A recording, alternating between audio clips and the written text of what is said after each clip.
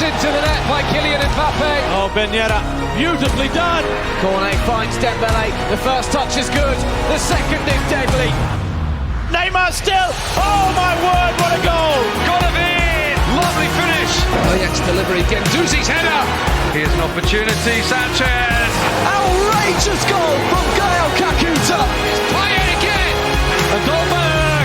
Messi again. This time maybe Messi's got it. M&M Magic get PSG firing as Troyes live up to their name at the Parc des Princes. It's OMG as the bloody Tudor period continues in Strasbourg. And it's no LOLing matter with Lacazette writing the Blanc checks against LOSC. That's all coming up on this week's LBJ, Le Beau Jeu, the official Ligue 1 podcast in English. Hello and bienvenue. I'm Ian, a little bit acronym obsessed this morning, the host of today's pun-heavy, acronym-obsessed pod with me, Luke Entwistle, from the hopefully sunny Côte d'Azur, and Angus Torode, the slightly less sunny, I should imagine, Ile-de-France, the region around Paris. How are we doing, boys? I'm good. Very enthusiastic this morning, Luke. That was the it to Angus. hugely energetic Luke Entwistle. Yeah, always enthusiastic. Always enthusiastic on a very sunny Côte d'Azur, as you rightly say. Another lovely morning. We're still in the 20s down here, so... Yeah, thanks, Luke. We don't need to hear that. It was nearly 30 degrees, though, actually, as I walked to the Parc des Princes on Saturday. Nice segue there. Thanks, Luke, for that one. And PSG against Troyes. PSG had hit Maccabi Haifa for 7 in the Champions League on Tuesday. Surely this one would be another goal fest. It was, just not in the way that everybody thought it would be. And an opportunity! And an opening goal against the odds. Who would have thought it? The Troyes players look stunned themselves. It's Mama Balde volleying in. Superb finish from him for his 6th league goal of the season. Stunned scenes at the Parc des Princes. PSG trying to go through the middle, but there's a lot of blue shirts. But here's an opportunity. Soler, brilliantly done by Carlos Soler. They were patient. There didn't look to be a way through, but they found one. And a super finish from Soler. He got his first PSG goal against Maccabi Haifa in midweek. 2-2 now. Super movement. Great ball into him from Neymar. And brilliantly taken. Oh, an opportunity for Balde. Unbelievable. He had time and space to turn in Mama Balde. And he's buried it again. And it's PSG 1, Troyes 2. Long range effort. And a stunning goal from who else but Lionel Messi. Well, when you're struggling to break opponents down, you need a moment of individual brilliance sometimes. And Messi has just produced one. An absolutely sizzling drive from Leo Messi to bring PSG level. His 7th league goal of the season. See where he picked that ball up inside the centre circle. It's a brilliant ball for Neymar, and it's a brilliant goal. Messi and Neymar teaming up for PSG's 3rd, and the hosts are in front now. Sensational through ball. There's no other word for it from Lionel Messi. He picked the ball up inside his own half. The movement of Neymar was good. The finish was superb. But the pass waited perfectly. He spotted it, did Messi, and timed it brilliantly. And what a finish that is from Neymar. He's level now with Mbappe on 10 league goals for the season. Happy to keep possession for the moment and trying to work their way through. Messi and Neymar. And a chance maybe. And it is a penalty. Well, we saw Neymar do that little move and play the ball through to Mbappe. Soler did it. One-on-one with Gallant and was brought down. Palmer Brown just trying to hold off the Spain international but couldn't. Soler sneaked in the leg.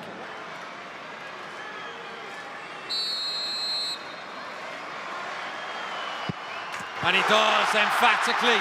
Kylian Mbappe.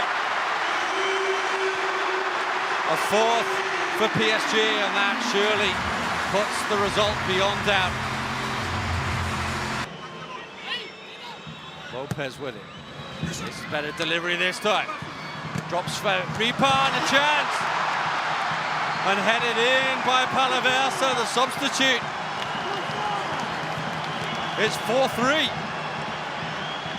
Ripar was in there making a nuisance of himself. He helped it back across. And it's Palaversa. Heads home. The Croatian midfielder who's just come off the bench. And Troyes are back within one. An incredible game at the Parc des Princes. So Troyes, appropriately enough, the French word for 3. But no one saw that coming, did they, Luke? Certainly not. I had this down as a 4 or 5-0 kind of game. But if you kind of get under PSG's skin early, if you kind of disrupt their rhythm a little bit, they can get a little bit nervous. And that kind of showed on Saturday. You get an early goal and it feels as though it's one of those clubs that always lives on the precipice of absolutely fine and all fit and firing and a little bit dysfunctional. And they were just not for too long. They kind of got themselves back on track in that game through sheer, weight of talent, especially up front. Although we might get on to talking about the M&M, but 2 of the 3 are definitely very fit and firing at the minute since the start of the season. One of them is kind of tailing off a little bit. But because of that undoubted talent, I think they're always going to be able to get past Troyes, who over the course of a 90-minute period. But yeah, a little bit nervous for them. I thought there would be a little bit more of a mad scramble at the end after that late third goal. But PSG just managed to control that, saw the game out quite well with the game management in the last few minutes. But a little bit nervous and certainly unexpected. I didn't expect Troyes to put up any resistance at all, to be honest.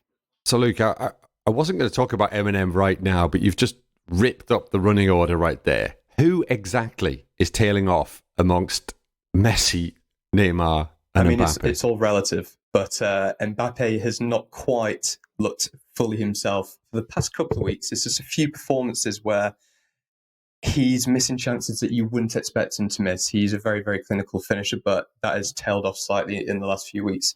Messi and Neymar have been the real headline acts of PSG starts the season and have been incredible. And Mbappe is already into double figures.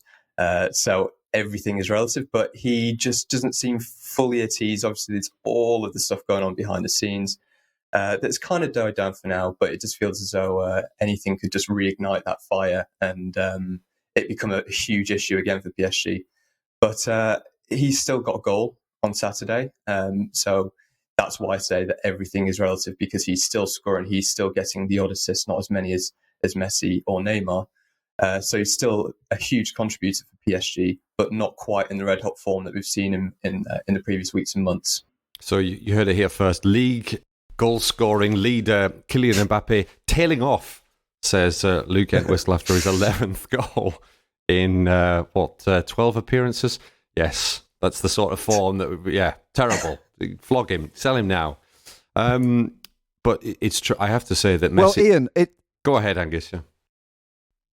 Ian, it depends on who you're comparing them to, because, you like your acronyms, and I think that TGB are actually the in-form trio in Ligue at the moment.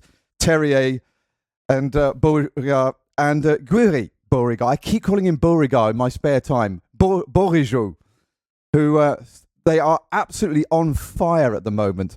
They've scored 12 goals between them in the last 7 games. Only 11 scored by M&M in the last 7 games, comparatively speaking. And Beau Jeu, admittedly, the other 3 did score 17 in the first 6 games, so you have to put that into context as well. But it's a stat I like. Rennes are absolutely on fire at the moment, and they are, I would say, the form trio up front in Ligue 1 at the moment. Oh, more controversy here on Beau Jeu. You heard it here, probably almost certainly first from Luke Entwistle and Angus Torode. Let's just stick to the facts, gentlemen. Lionel Messi, Neymar. They were facts. Well, those yes, were facts. Those are the statistics that do not lie. Very selectively selected, shall we say? I was just going to say that one of the. I've had the privilege of being at the Parc des Princes for PSG's last 2 games. Now, Christophe Galtier said it was a privilege to watch these boys in action, and it has been, over the last 180 minutes, unbelievable. Unbelievable. We had a Rabona through ball from Neymar on, was that on Tuesday against Maccabi Haifa? A chance that, maybe a half chance for Mbappe that he didn't take, so maybe you're quite right, Luke. And then, an even better one. I don't know if you guys saw this through ball. You can't describe this as a through ball from Neymar. He just spins around and then, like, sort of back heel stroke, flicks it through 3 Troyes defenders. I think Mbappe was even taken by surprise because it was so good, and he managed to shoot straight at Gauthier Gallon. Now, that would have been my goal of the century if it had gone in, just for the pass. I mean, it was brilliant. Talking about passes, Messi's pass for Neymar for the third was incredible. Messi's goal in itself was just like, all right, lads, here we go. I'm going to pull you out the fire. I'm going to smack one in from 30 yards. I mean, he's Messi is absolutely at home right now. Before the game, he was the only player in Europe's top 5 leagues in double figures for goals and assists. I think Neymar's there as well now. They were on fire against Maccabi Haifa. Yes, I know it's Maccabi Haifa, and maybe we're over the ego battles. Nobody was fighting over the penalty at the weekend. Everybody seemed happy that Mbappe managed to get on the score sheet. It was a very good penalty by him as well. But I think that the Troyes game and the Maccabi Haifa game do raise a question. The defence. Now, if you're outscoring your opponents, scoring 11 times, conceding 5, most fans will take that. I'm not sure Christophe Galtier will take that. And I'm not sure it'll work either in the latter stages of the Champions League, where, of course, PSG are absolutely desperate to excel. We've had 3 at the back. We've looked slightly more shaky with 4 at the back. Angus, are you with Kimpembe back? He played for the first time since late August at the weekend. If you're Christophe Galtier, are you going back to that back 3? And are you surprised by how fragile a PSG defence looked at the weekend, with the likes of Sergio Ramos in there, with Kimpembe, with Bernat at right back, and at right back it was not Achraf Hakimi, it was Nordi Mukiele at right back, and he had a very, very good game, and he had to make a really important block early on to prevent Troyes going 2-0 up after just 10 minutes. So defensive problems, Angus, and what do you see the future for PSG, a back 3 or back 4? I think that at the moment they're kind of getting used to each other, aren't they? I mean, when you think about Ramos, didn't really play very much last season. Kimpembe hasn't played this season. And they've got a new man coming in with Mukiele as well from RB Leipzig. I think they're all getting used to each other a little bit. And of course, they've got this new frame now where they've got 3 at the back, which initially looked really good. They looked very solid for the first couple of games they used it. But they did have a successful return to 4 at the back with just the 2 centre-backs, particularly in midweek. So I think this is just a question of them. They're getting used to each other. And I think Kimpembe obviously hasn't played very much. He's getting back to match fitness. And it's a centre-back partnership, let's not forget. You don't just have great centre-backs. You have great centre-back partnerships. And they've got to get used to each other, I think. And I don't think it'll take very long. They're both quality centre-backs. I think it will happen very, very quickly. And of course, they've got Marquinhos in there as well, which will help them because of his experience. And he's the kind of, I think he's the form player at the back, if you like, when he plays. I don't think this will last. I think Troyes caught them at the right time, I think, with Kimpembe's first game back. I'd just like to add to that. I think the future for PSG lies in the back 3, not necessarily all to do with the defence itself, but more to do with what 2 wing backs, particularly Mendes and Hakimi, can give them going forward, and what it allows the M&M to do. If you have those 2 wing backs who keep the width, then you allow Messi, Neymar, Mbappe to play very, very close to each other in those close interchanges. And that's what has been, in the early part of the season, been their biggest strength. So I think purely from attacking point of view, I think that the future lies in the back three rather than the back four. And obviously the change has been instigated by a few injuries in that centre-back position. And also Nuno Mendes as well, also being injured. But I think long-term, they'll switch to a back three, even if it feels slightly un-Christophe Galtier, whose reputation is built on defence. It is an indication of just how little Sergio Ramos has played, because he is now PSG's club record holder in terms of unbeaten starts to their PSG career. 30 competitive games now since he arrived from Real Madrid a year ago last summer, pipping Rai, who started with 29. Moving on then, Lens are second. Lois Openda coming off the bench to replace Wesley Said with some 34 minutes left. Plundered a hat-trick. Only the fourth player to do so. Angus, you'll be delighted to know there's an Auxerre player in there, Irineusz Yelen. Openda currently top scoring Belgium over the top 5 leagues, which is quite some going. So Lens second, 5 points behind Paris Saint-Germain. Nice, though, winning at Lorient. Youssef Attal and Gaëtan Laborde making a successful return to Brittany, ending Lorient's 8-game run. So that means Rennes, previously mentioned by Mr. Torode, now into third place. 3-0 winners over Montpellier. That's 5 straight wins for Rennes. Handily, 5 straight defeats for Montpellier, or less handily for them. And Amine Gouiri, 5 games in a row in which he has scored. He fell a little bit flat at Nice. Seems to be reborn again under Bruno Genesio, who, of course, he knew at Lyon. Are we looking at an Amine Gouiri who can finally maybe provide some consistency, Angus? Well, it would certainly look that way at the beginning. I think he's certainly benefiting from the fact that Benjamin Beau Jeu has rediscovered his creative touch out there on the right-hand side. They play 3 up front with Terrier on the left, generally, although they actually played Terrier slightly wider on the left at the weekend. But Terrier, he's just going from strength to strength to strength, in the same way, in some senses, that Bruno Genesio has gone from strength to strength. Both players were slightly edged out. They weren't really accepted by the Lyon side, but they have been absolutely embraced by everybody in Brittany. Terrier now is flowing with confidence. Another goal for him. Of course, he and Gouiri are already developing a wonderful relationship. They haven't got actually many assists for each other, but nevertheless, the general play between them has been sensational. And Beau Jeu seems to be the player that's really linking them back together again. He only had 1 assist before the arrival of Gouiri, and he set that up for Gaëtan Laborde, just to show you how long ago it was. But he's now set up assists in his last 6 games, including the last 2 European matches as well. Rennes are on the edge of getting into the next round of the Europa League. And it's no accident, I think, that they are becoming more and more dangerous with him finding his form that saw him finish only second to Mbappe and Messi in the assist charts last season. They're absolutely spectacular to watch. We talk about the beauty of Paris Saint-Germain, and they are beautiful to watch. There is no doubt about it. But you could do worse than get yourself down to Rosanne Park, where they're unbeaten now in 13 games, because they are playing some lovely stuff. I saw that statistic as well, that massive unbeaten run. I think with that game, I could be wrong, but I thought it'd been stretched to 14. But it's just, we said it last year. Last year on this pod, we really backed them for that third place towards the end of the season, because they were the most free-flowing attacking outfit in the league at that point, even better than PSG towards the back end of that season. Really difficult start to the season from them. I remember watching them at the Louis II and thinking they were a shadow of the side that they were last year. And I was slightly worried about them, but it didn't take a lot for it to turn around. And Gouiri's the really interesting one, because he adds a little bit of X factor to that forward line that they maybe didn't have. He's certainly a different profile to what they had before.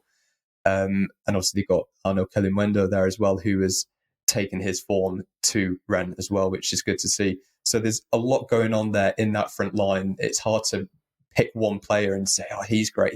There's a really collective, there's goals running through that attacking line.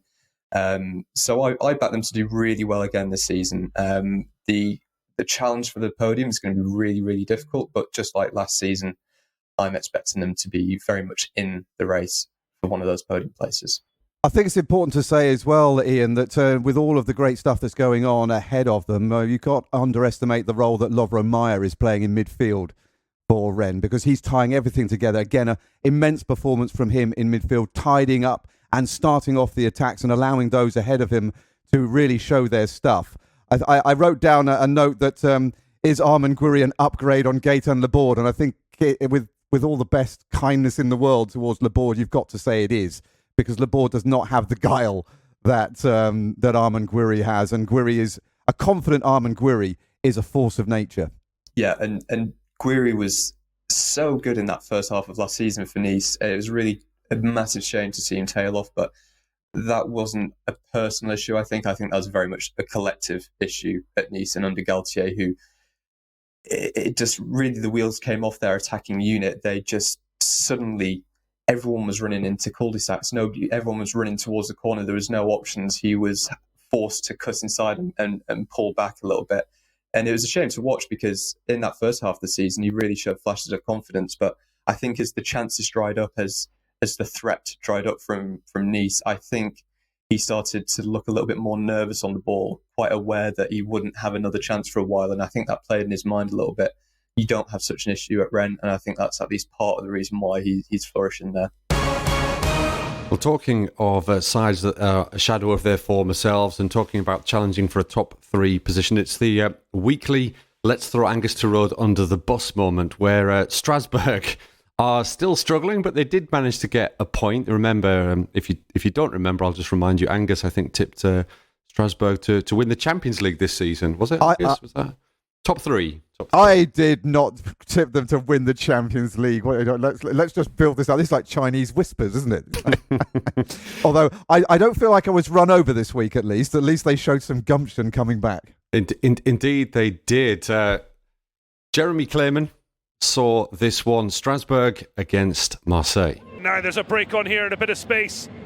Jordan Verretou asks a lot of Dimitri Payet, but it's wonderful feet from the Marseille number 10, bundled over, and it's cleared off the line. Just as we finish seeing the replay, Bamba Dieng strikes again, and Lomeno. Marseille have threatened, and Tudor's side, a goal to the good early in the match. Ball's run through Dieng, and it's played across, and surely a tap in. Issa Kabore doubles Marseille's advantage. A wonderful ball opened the door, and Kabore finished off thanks to the assist from Jonathan Klaus. He gets back to the Strasbourg number 9, fires it into Delaine, does well to control. The ball whipped in. Matiba! Back on the score sheet. And there is a lifeline for Racing. Gameiro with the dynamic run, he got it back to Delaine, but it's a wonderful bowling, and suddenly the sea parted. The Marseille defence was nowhere, and Motiba off the chest, and then smashed it past Paul Lopez. Game on.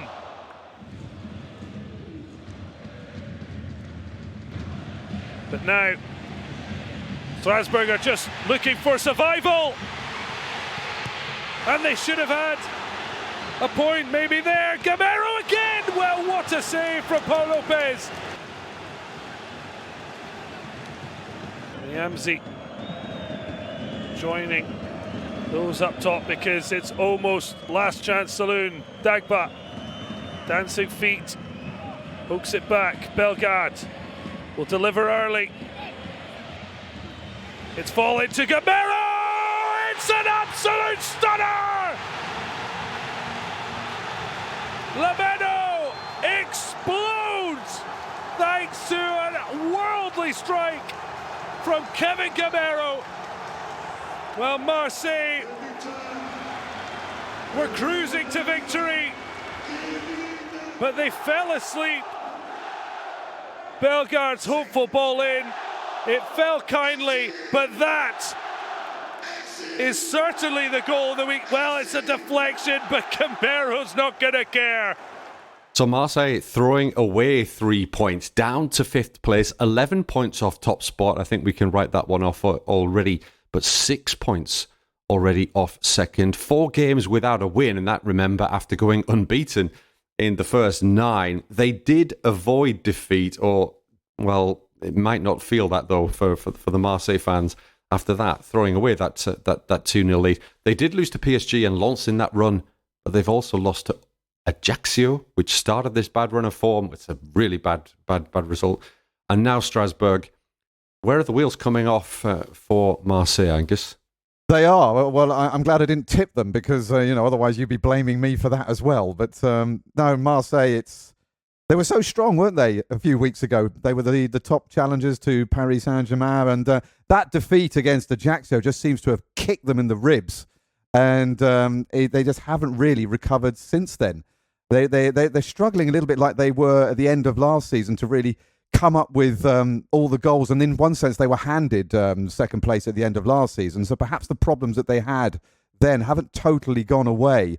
They're a team that really rides on confidence, even though they've got rid of their Argentine coach now. But Igor Tudor made an iffy start, didn't he, to begin with, but then things started to get going. But I don't think that they're really out of the woods yet in terms of really being a solid challenger to Paris Saint-Germain. It's funny, isn't it, how the discourse can change so quickly, because going into the match against PSG, we were talking about them being a genuine challenger to PSG this season and a challenger for the title, and suddenly within the space of just a few weeks in this very, very packed schedule, you really enchaîne the match. You really get those matches thick and fast a little bit. I think the French expression for that is a lot better than the English expression. But it is. I agree. But it's quickly turned around, and it's gone from, yes, they can challenge for the title, to Lyon, who were Ligue 1's crisis club, in next week's Choc des Olympiques. If Lyon win that, they're only 1 point behind Marseille. I think that's quite insane, given the respective chatter around those two teams this season. Yeah, I think it's a sign of the desperation, if you like, of Igor Tudor, that we had Bamba Dieng, who's not even in the squad list for Marseille's European adventures this season. He was set to leave the club in the summer. It was first Leeds, then Nice, and then I think pretty much anywhere else they tried to get rid of him too. And he got the opening goal. I think that's just a sign of Tudor trying to scrabble around and look for solutions, as he also tries to give key players like Alexis Sanchez a bit of a rest. And that's because Tuesday night in the Velodrome, one stand's going to be closed. There'll be 54,000 absolutely fervent Marseille fans in there. I'm going to be there as well. I am hugely looking forward to this. I mean, hugely. Gentlemen, Marseille against Spurs. The group is entirely open. Marseille benefited from huge largesse from Sporting Lisbon. I thought they were unlucky not to get a point against Frankfurt last week, which would have made a perhaps not so much of a difference. They would still have to probably win against Spurs to go through. How do we see that one going? Can Marseille knock Spurs out of the Champions League? Luke? Well, after Tottenham's match last week, Hugo Lloris said that this match would be like a final for Tottenham. So judging by that, they'll probably lose. But I think Marseille, it's so hard to say. Obviously, there's been a good amount of preparation put into this. There's a massive turnover, not massive, but a decent turnover in that squad for the weekend match, and they'll have a few fresh players. You don't know what kind of Marseille you're going to get, but I think the atmosphere is a factor that should be taken into account for this match. Tottenham are extremely inconsistent in Europe and also in their domestic championship, so there is a feeling that there is a bit of a chance here for Marseille, and I mean, only a win will do in this match. So they really have to go for it, and I think they will go for it. I think that Marseille will at least get a couple of goals. I'm going to be kind and back them to win for once, because I never do, and I hope they do. Angus, how do you see this one going? It's difficult to tell this one because, I mean, Tottenham have not been in spectacularly good form of late. They've lost 3 of their last 6 games in the Premier League and were taken very close by the mighty Bournemouth the weekend. So it depends on whether or not you get the likes of Harry Kane and Son Min-hyun turning up or not for me. If they turn up, then I think Marseille's defence crumbles. I don't think that they would compete very well against the speed that Spurs can bring. But to be honest with you, with the way both these sides are playing at the moment, I think it's very much an open game, as it is in a completely open group. Yeah, it's going to be a fabulous atmosphere, as it is here on this Monday morning, as you're listening to Luke Entwistle, Angus Torode and me, Ian Holyman, on the Beau Jeu, the official Ligue podcast. Don't forget to rate us on all your usual official podcast platforms. Subscribe, tell friends, pets, strangers in the street, whoever you like to join the Le Beau Jeu family. You may get some strange looks, but we may also get some extra listeners. Now, Seko Fofana missed a penalty for Lens, surprisingly. Yahia Fofana saved one for Angers. Wissam Ben Yedder missing again from the penalty spot. Apparently his 8th penalty miss. No Ligue 1 players missed more, apparently, since stats were initially collated. But Monaco coming through to win 2-0. Breel Mbolo and Alexander Golovin in his 150th game for the club. Monaco up to 6th then. They've scored in the last 23 games in Ligue 1. Only Inter Milan, apparently, are on a better run in the current top 5 European leagues. Luke, decent performance at the Stade Louis II. And was it perhaps that you weren't on the team bus en route to the game? Because just for the listeners, I actually met Luke in person down at the Stade Louis II earlier this season as they took on Trabzonspor. And Luke was happily telling me that he was going to fly with the team to Trabzon the following week. And the result of that was, Luke? 4-0. Not for Monaco. Yes, quite. So they managed to shake off your curse, the Entwistle curse, I think we'll call it from now on, and win it the weekend. Looking good again? Yeah, I mean, it's just quite interesting, that Ben Yedder statistic. That's a lot of penalties to miss, but also paradoxically, he has scored the most penalties in Ligue 1 in the 21st century. It's quite an incredible statistic, I find. It was a difficult match for Monaco. The first half, it could have gone really either way. I think that Monaco started okay in the opening few minutes, and then Angers had a couple of opportunities on the break that really made the Monaco side very, very nervous, and that started to show in their play. And Angers defended well. They were very, very compact in their block in the first half. But there'd been a massive turnover because obviously this Thursday, I should say, they're playing Red Star Belgrade. So there was a little bit of rotation in that side. But as soon as you got some of those first teamers back, Vanderson was on about less than 10 minutes before he set up Breel Mbolo. Straight after that goal, Caio Henrique and Alexander Golovin came on, and they made a huge difference as well. Once they got the second, they were in cruise control a little bit. It was a very necessary win. They'd not won in their last 4 games, which for a side like Monaco is it's not really their standard, is it? So I think the win was very much needed, and also that gives a little bit of a boost for Thursday, which is a huge match. So yeah, things may be turning around again at Monaco. It's one of those sides that it feels though it's fluctuating. It always feels that way with them. They, apart from last season, towards the end in those last 9-10 games, they struggle to really get very long runs going, and it feels like the discourse around them just changes so frequently. But it feels like they're back on the right track a bit. Well, don't worry, Luke. Unlike Monaco, we will be inviting you back. Now it's time for Deja Who. We have wrapped up our October competition. I'm sure you're desperate to know the answers. By the way, the answers to our email address, league1podcast@gmail.com. The winner for October got these answers. Jeremy Menez, remember him? Youngest player to score a Ligue 1 hat-trick and fastest hat-trick, aged at 17, while he was at Sochaux in a 7-minute burst in a 4-0 win over Bordeaux. Robbie, our executive producer, being particularly heavy on the detail there. George Weah, father of LOSC's Timothy Weah, of course. There was a father and son connection to answer 3. Yuri Djokayev, whose dad, Jean, also scored for France. I think they both also scored for Paris Saint-Germain, I should imagine. Marcus Thuram, Robbie notes, hasn't scored yet for France, but almost certainly will. Thuram actually in fabulous form in Germany for Borussia Mönchengladbach right now. So making a real late push to get back into the France squad ahead of some competition that's coming up alarmingly soon. And Daniel Bravo, Le Petit Prince, all four of them played for Monaco and PSG and in Italy. Bravo with a season at Parma, the winner, the moment you've all been waiting for, and especially Katie McClintock, who wins the shirt this month. Well done to you, Katie. Please get in touch and we'll be sending on that shirt to you.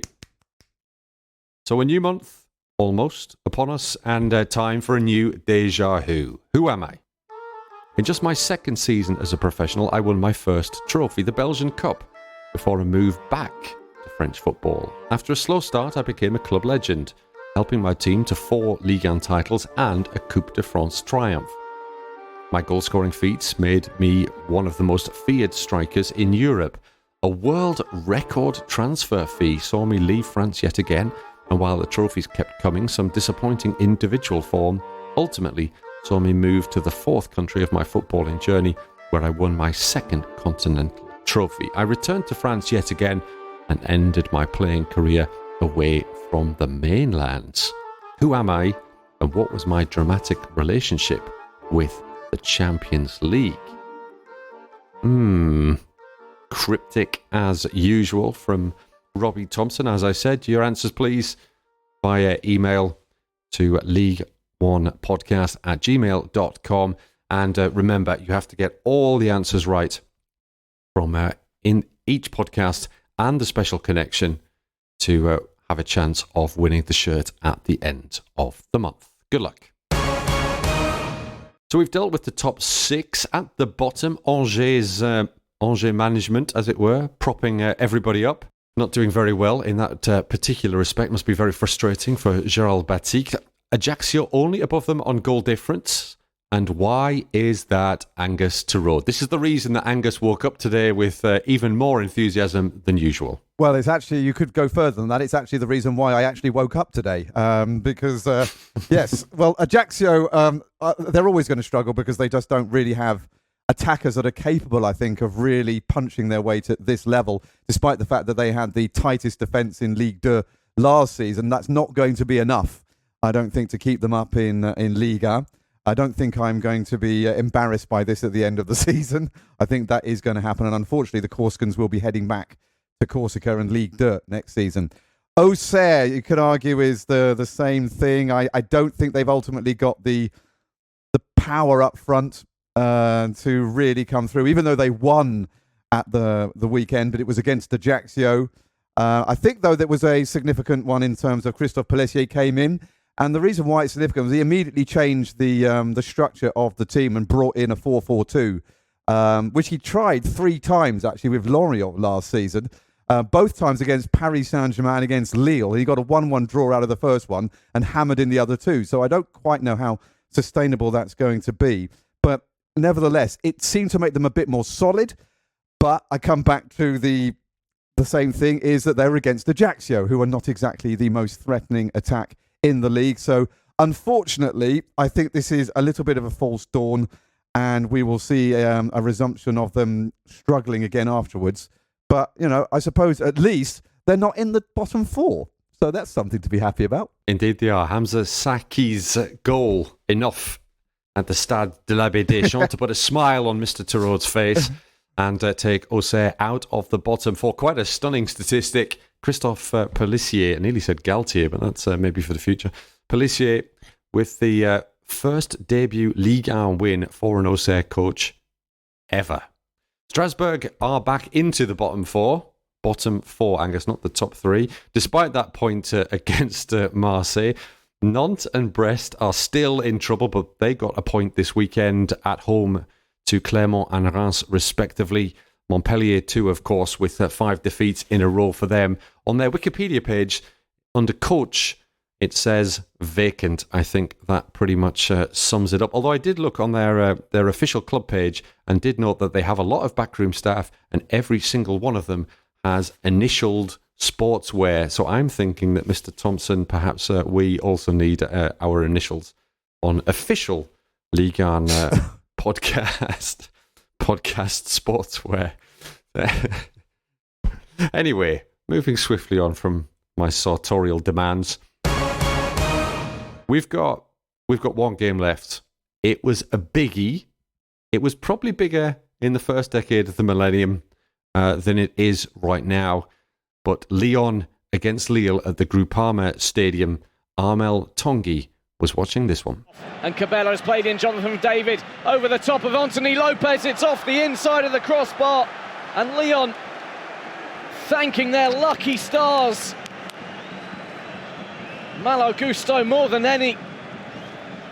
He decided not to go and meet that dangerous ball back from Thiago Mendes. Cabello's ball, ideal, into Jonathan David. Oh, the chip was lovely. There's Diakite. Switch from left to right in this... right to left in the second half. Here he goes, Diakite in the middle. Angel Gomez with a chance. It's turned away by Anthony Lopez. That, without a doubt, 30 seconds before the hour mark, the biggest chance of the game. And Angel Gomez will want to have it all over again. Lopez flying to his left to keep it out.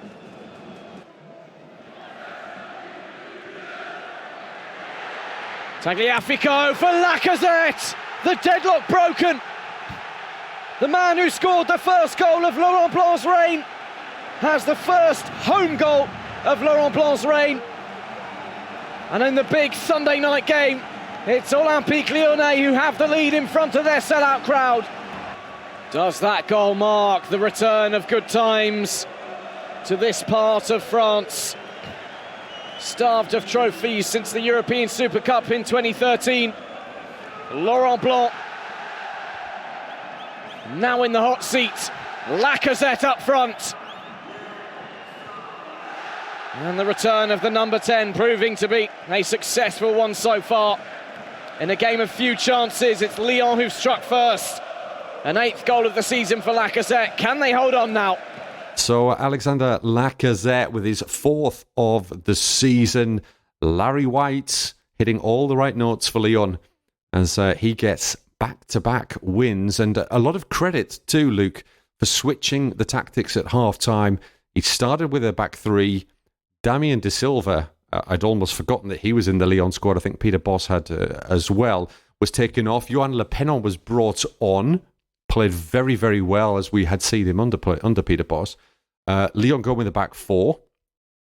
Also a touch of luck. Jonathan David hitting the woodwork again 4 times this season, apparently more than any player in the top flight. But Lyon coming through with the 3 points. And as you said, Luke, Lille 7th, they're only 2 points and 1 place ahead of Lyon, who have been the very, very sick patient of French football all this season, the French media would have us believe. Yeah, they very much were. I mean, Laurent Blanc has sorted one thing quite quickly, and it's provide them with some kind of defensive base. And that's what they really, really lacked under Peter Bosz. That switch to the 4 helped as well. Tagliafico, who was quite an exciting signing in the summer, but didn't really hit any of the right notes in the beginning of the season, had a great game. It's the first time I've seen him have a great game in a Lyon shirt. And he really loves bombing forward, and he did that quite well. But I think the key here is all about the defence, because we know that if you give Lacazette a couple of chances, chances are he'll stick at least one of them away. So it's about being maybe slightly more pragmatic and understanding the strengths and the weaknesses of your team, and just trying to provide something at the back. Because at Bosz, they were so open. It was so easy for teams even towards the bottom of the table to cut them open and work them out and work on attacking phases to easily cut through them. So I think it's a good start for Laurent Blanc, and it is funny that suddenly they're back in the conversation for the European places when they were lower half of the table for the beginning of the season. So yeah, a good shift there at Lyon, and I wouldn't bet against them potentially getting something against Marseille next week. Yes, the Olympico next week. Angus, Lyon, Larry White, Laurent Blanc. Are we? It's a bit early, but I'm going to give you the opportunity to make a fool of yourself again for later editions, just in case Strasbourg do come good. Hey, That's looking. It's been a good start. Of course, new coaches usually give their team a bounce, but is that a combination that you think will work? And if so, why will it work? well, first of all, I don't think we should get too excited yet about what Lyon are doing. I mean, you mustn't forget they were bouncing up just below the European places for most of last season without managing to get in. So they haven't managed to do that quite yet. He made a losing start, of course, but it was a good performance, at least in Laurent Blanc's opening match. We know how successful he was at Paris Saint-Germain. He's their most successful coach. So we know that he knows how to win as a player and a coach. So I think it's a very good assignment for him. He's got plenty of talent there, even though they have been steadily leeching their best talent over the last few seasons, which has not helped Lyon in their progression. But I must admit, I don't know what to think about them yet, because I thought they were going to break through last season. They threatened to do it several times and didn't.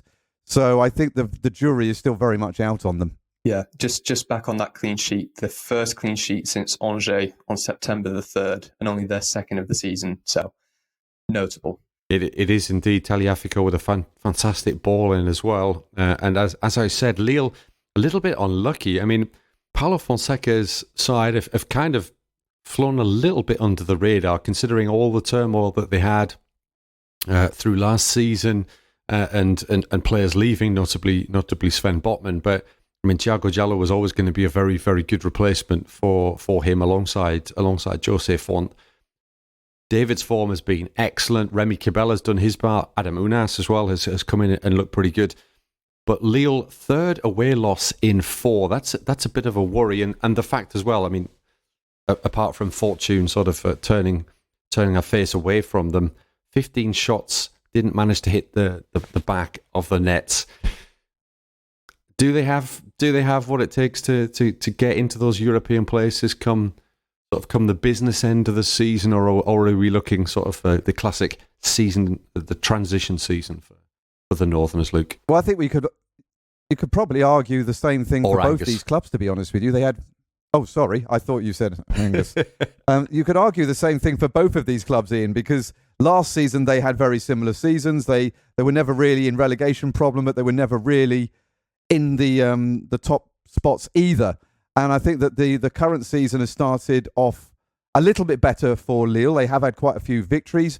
They are just outside the Champions League places again, but very much like Lyon, I think they are kind of rebuilding to try to get over the glories of the past, more recent for Lille than for Lyon.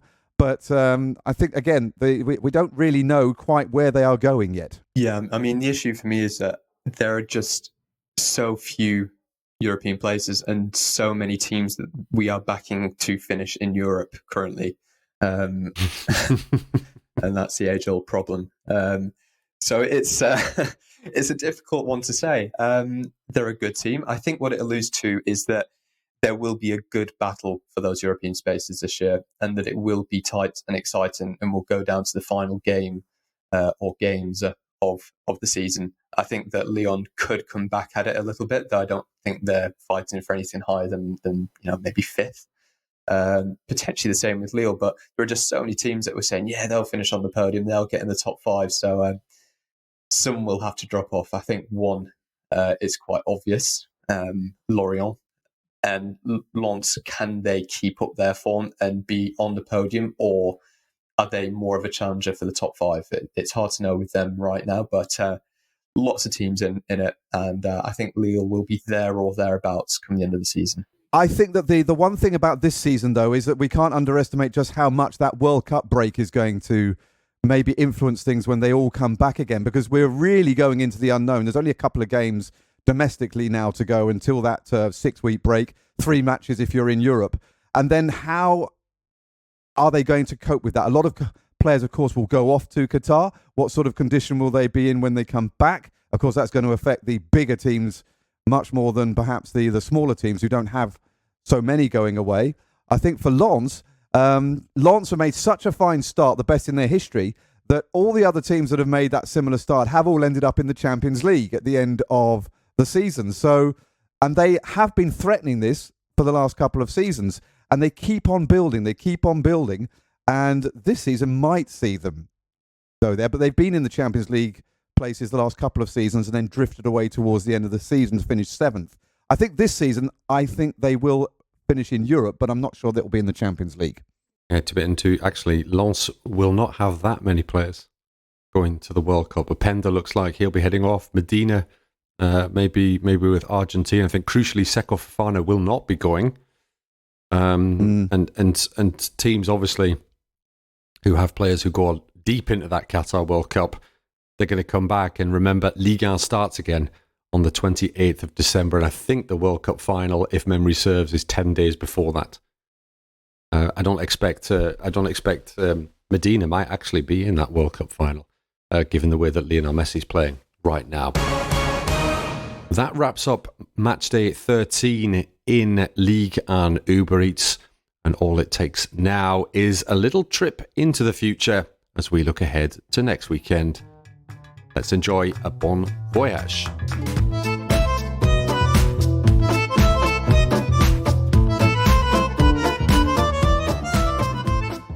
So looking ahead to what is the penultimate round of Ligue 1 action ahead of the World Cup. We start on Friday, big one for Troyes as they are at home to Angus Torode's favourite team, Auxerre. Ajaccio, they have a home game too, and it's a massive one in terms of positions at the bottom of the table as they welcome Strasbourg. While Angers, they're at home as well on Saturday evening. It's bottom against second with Lens, the visitors, the Stade Raymond Kopa. Paris Saint-Germain away at Lorient on Sunday. Nice at home to Brest. Lille at home to Rennes. There's a nice one. And then to wrap things up, we've got the Olympico. Where would you like to go, guys? Start with Luke. That's a pretty great game week, I'd say. Penultimate one, as you say, before the World Cup. I quite like the look of Lorient PSG. I think I could temporarily revise my comment about Lorient if they pull off a result there, only temporarily. But I think that's a really interesting one. I think if they lose that, then all of that kind of momentum that they built at the start of the year will have sipped away a little bit. But there's also the Choc des Olympiques and Los Rennes promises for lots of goals. But I'll stay with Lorient PSG as my game of the game week. It seems to me as well that Lorient have had a little bit of success against PSG in recent times, winning 3-2 back in the 2021 season at home. They drew at home with PSG last season, so unbeaten in the last 2 at home to PSG. I'll not read out the rest of their results against PSG recently because they've been absolutely smashed, but still will be a great game at the Stade du Moustoir, certainly. Angus, are you heading to the Champagne region perhaps on Friday? No, I think that I'll be heading for the Velodrome, to be quite honest with you, because I think that's going to tell us an awful lot about what's going to happen with the Champions League places this season. Marseille, who need to get back to some winning form desperately, at home as well, against fans who are not always the most patient. So they need to put up a good performance here against a Lyon side who are beginning to take the confidence from having a proven winner in charge of them in Laurent Blanc. And I think that could be quite a tussle. I mean, we've been rightly mocking Angus for his Strasbourg prediction, but I'd like to bring up one of my own good predictions to balance. Rightly, which was that Marseille wouldn't make the Champions League this season, which was controversial at the time. But I think if that match goes the way of Lyon, I think you start questioning whether or not they're podium material this year. They'll make Europe, but not necessarily the Champions League. I have to say, I think for me, the standout fixture, maybe aside from that Olympico, is the Martin Terrierico or the Benjamin Andreico. I think you could call it between Lille and Rennes on Sunday at 5:05 local time. And Lille, you may remember that tremendous game that they had against Monaco in their last home outing. I think that one. Well, I'm not sticking my neck out here to say that one will have a lot of goals in. Let's look at the prediction next week when it's a 0-0 and there's been 3 shots on target throughout the 90 minutes. No, of course there won't be. Both teams will absolutely go for it, and I think that'll be the standout match of what is an excellent match day 14. It's also been an excellent Monday morning podcast with Luke Entwistle from the sunny Côte d'Azur. We all hate you, Luke, for living down there. Angus Torode, who lives out in the Parisian region countryside, and me up in Normandy, Ian Holyman. Thanks for listening, and we'll see you again next week. Bye for now. Bye. Payet again! And Goldberg! Messi again. This time maybe Messi's done it!